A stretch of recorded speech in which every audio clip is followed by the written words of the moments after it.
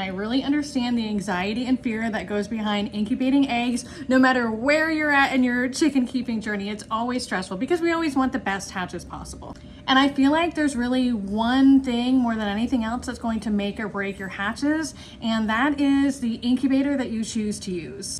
And I mean, of course, there are other things like you want to make sure the eggs are fertilized. If they're shipped, shipping methods play a part in it. But above anything else, incubators, the incubator chosen to use makes the biggest difference. My incubator of choice, and definitely the incubator that I have had the absolute best hatch rates on shipped eggs, is going to be the Brinsea Ovation. I choose to use the EXs.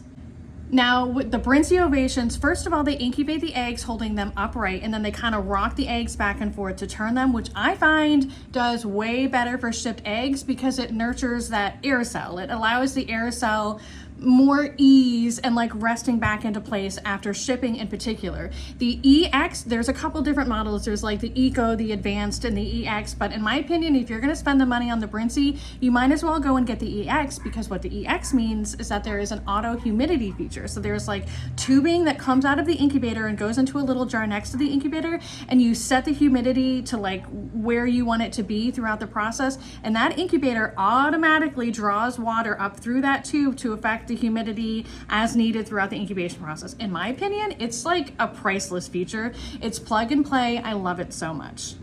I understand that it's pricey. I have found that the cheapest place to get it is Amazon, and second to Amazon, if you go to the Brinsea manufacturer website, they have like a scratch and dent section, and they usually have discounted machines there. But when you factor in like the better hatch rates that you're gonna have, especially on shipped eggs, like how much does it suck to spend $100 on shipped eggs and then you only get 2 or 3 that hatch, which happens really often. But I've had like 60, 70, 75% hatch rates on shipped eggs in my Brinsea Ovation EX, and I really believe it's the stability, it's the auto humidity, it's the incubating upright, it's that I can turn the egg turner settings way down so that it only turns once every 180 minutes. So what I'm saying is that I feel like you save money, you make money in the long run by having better hatch rates, by being able to hatch more eggs, and by not having to replace your incubator every season because you're using a shitty incubator.